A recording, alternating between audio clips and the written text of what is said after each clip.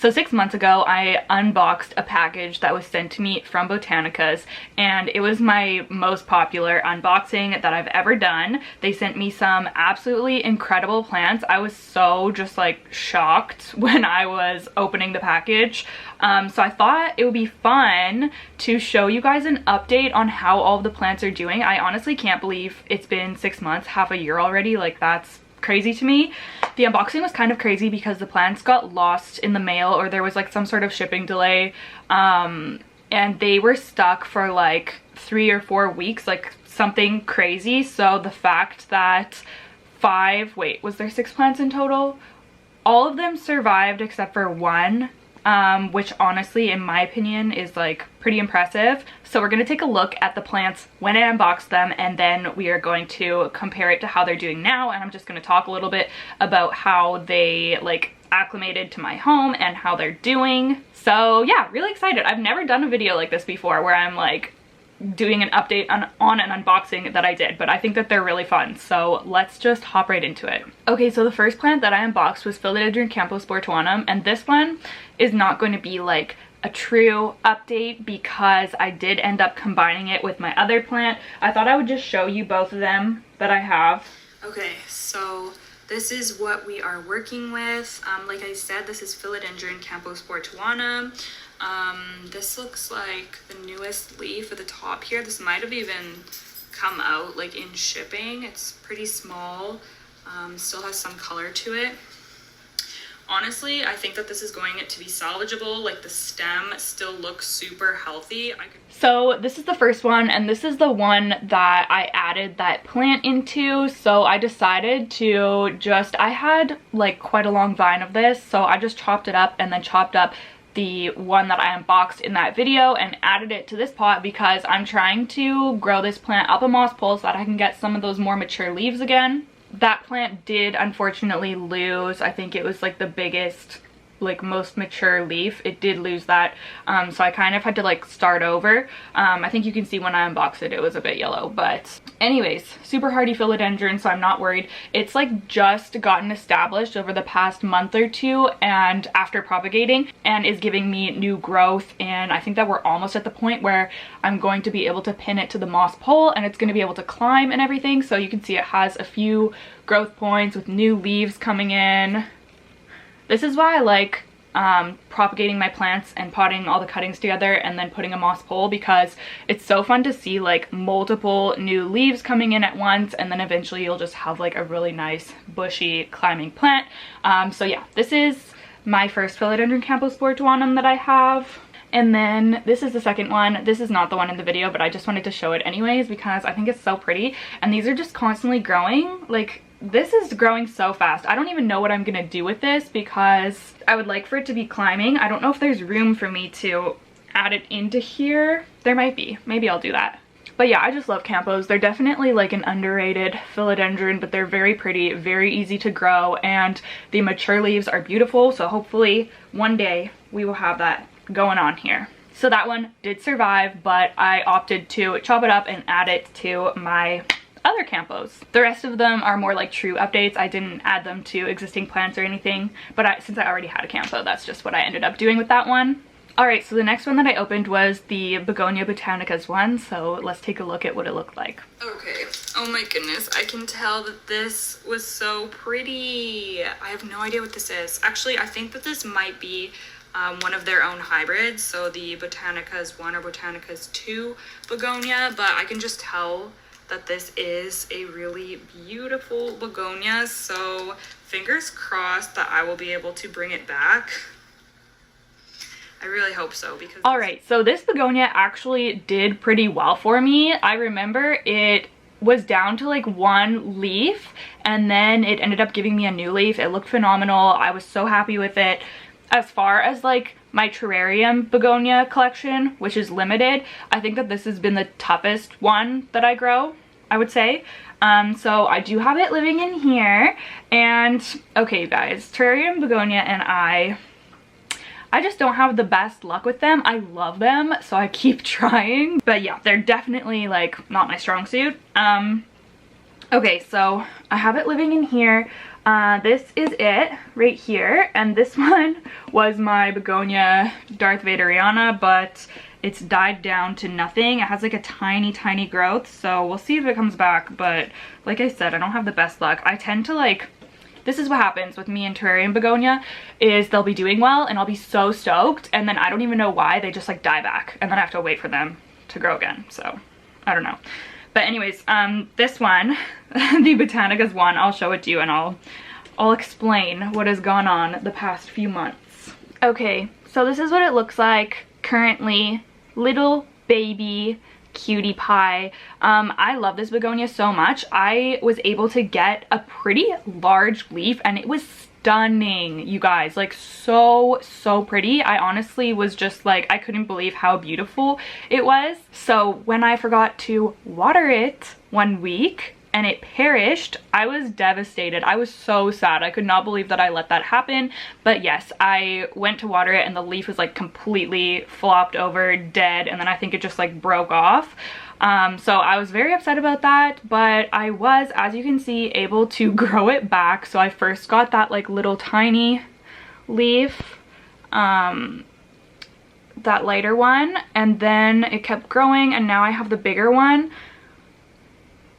So the thing that I find with begonias is that they can be trickier. Like if you miss watering or if you don't give it enough humidity, they can be trickier, but they seem to be able to come back like somewhat easily, which is nice. So that one luckily came back for me. I need to repot it. As you can see, it's still in like its little container there. I'm nervous to repot it. That's why I have not done it yet, but it needs to be done. So I will be doing that soon. Anyways, it's such an incredible begonia. If anyone else has one, let me know. Or if anyone has like just tips on terrarium begonia in general, let me know, because yeah, I don't know. I have them, as you can see, in this little greenhouse, and then this is inside my IKEA greenhouse. So I mean, humidity should be good, and I have the damp sphagnum in here. But yeah, I don't know. I'm just really hoping I can grow that out again. I'm sure that I put a photo on the screen of what it looked like when it had that big beautiful leaf, but it was just like jaw-dropping. So that plant, despite all the shipping delays and losing its leaf and everything, ended up doing really well. It was just like my lack of watering that put me where I am now, starting over with it. You know how people say growth isn't linear in regards to us as humans? I really feel like the same applies to my plants, because sometimes it takes a while for me to really learn the plant and for the plant to really get established. Sometimes they go downhill before they go uphill. So, you know, it's a journey. Okay, so the next one is probably the one that I was the most like stunned by in the package, and it is my variegated Monstera adansonii. I could not believe my eyes when I opened this. If you watch the video, well, I guess maybe I'll put the clip here in a second, but y'all know how just shocked I was. Yeah, I honestly couldn't believe it. I had no idea what they were sending me in this package, so it was a complete surprise to me. So let's look at that footage of what it looked like.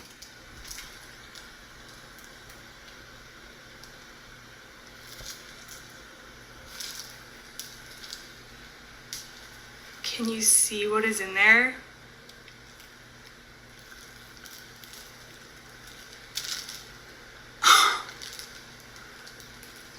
Are you kidding me? I never thought I would own this plant. My God. Oh, I hope that I can rehab this, you guys. Look at this. Holy shit. I was so not expecting this. Like, it did not even cross my mind once that they would send me something like this. What the heck? Oh my gosh. Okay, so this is her today. This new leaf, you guys, look at that. It is so pretty. Oh, this plant just like, honestly, it's so beautiful. So as you can see, I've had a bit of a tough time with it when it comes to crisping, and I don't know if that's a humidity thing or a watering thing. Honestly, could be a little bit of both, but I have had a hard time with the white crisping off. I also find it really hard to like find care information on these. I like haven't been able to find a lot of resources. But regardless of the white browning and crisping, it does seem to be like quite a hardy plant. This is one of the original leaves that I unboxed, and it is still hanging on there. It's a bit more like minty looking, which is really pretty. But as you can see, mine is a very highly variegated specimen. There is a lot of white, and it's even giving me a new leaf, and all I can see is white on it right now, which makes me a little bit nervous. I hope that there's gonna be more green on that leaf. We shall see. I mean, the white is beautiful, and I love how highly variegated this is. I'm just having a hard time with the browning, as you can see. So if anybody else has one of these, I know that they are becoming more accessible and more common. So if anyone else has one of these, let me know how you grow it. Give me all your care tips. This lives in my IKEA Millsbo wide, and the humidity does vary a little bit in there. Like sometimes it's down to the 70s, maybe even high 60s, and then it goes up to like 90. So it would maybe enjoy higher humidity if I had it in more of like a terrarium or cloche situation. So maybe I'll have to do that. I don't know. Like, it keeps growing and it's fine. It's just this cosmetic damage situation going on here. As you can see, I did give it a moss pole. I don't think it's really, no, it's not really growing into there yet. The nodes on this thing are so close together. Like, this is where the highest node is on this plant. It's like very, very tight. I've definitely been learning a lot growing this plant and just like trying to get it to look its best. I'm super thankful that I have this in my collection. I just think it's so cool. And yeah, as you could tell, and like I said, I was so surprised and shocked to open this and just like so grateful. So yeah, my variegated Monstera adansonii. Oh, that new leaf is just, it is so gorgeous. And the one underneath. I don't know why the ones on this side are like the ones that are crisping. That's weird. And then these ones are all like looking really good. Interesting. Okay, and then the next one, you guys. The next one is my Monstera obliqua. I did not even know what this was when I first unboxed it. It was very juvenile, and I remember it going through my mind. I was like, is this Monstera obliqua? But I just did not think that there was ever a possibility that that would be sent to me in a package. So it just like, I didn't even consider that that's what it could actually be, but that's what it was. So let's check out the unboxing. What is this?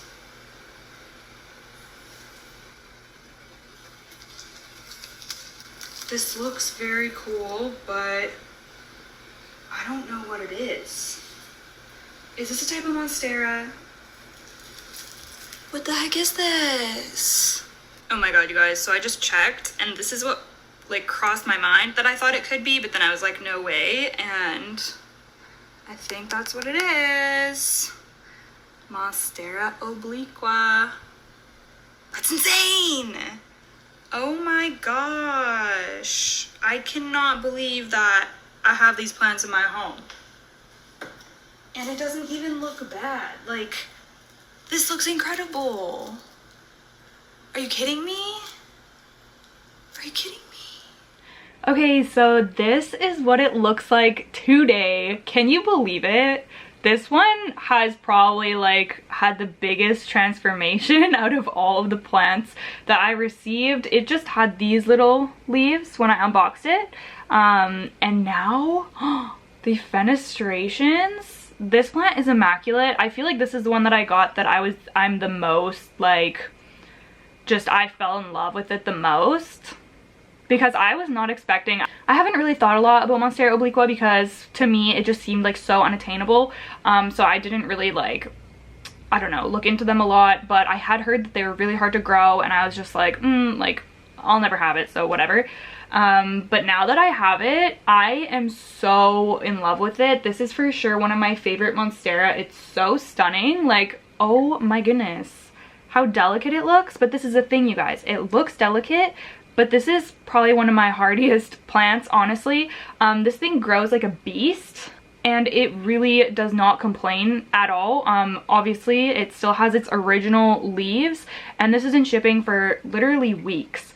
So yeah, very impressive. This is a new leaf that's just hardening off here. Oh, it's just gorgeous. Just a gorgeous, gorgeous plant. I do want to get this on a pole or something soon. I can see that there are some aerials that are starting right here. And also, I will need to repot this eventually, but I did take it out and take a look. This is the original pot that it came to me in. I took it out and had a look a few months ago, and it was not root bound at all, so I just popped it back in here and left it. But oh my goodness, look at her. I love this one so much. I can't believe I have it, but I'm so thankful that I do because it's just been such a joy for me to grow. Okay, so the next one was one of my other absolute, or has been one of my other absolute favorites out of this box, and that is my Philodendron Splendid. So let's take a look at it in September. Okay, this is the Philodendron. I have no idea. This looks like it might be a Milano hybrid of some type. Not glorious, but what's the other one? Splendid? Could it be Philodendron Splendid?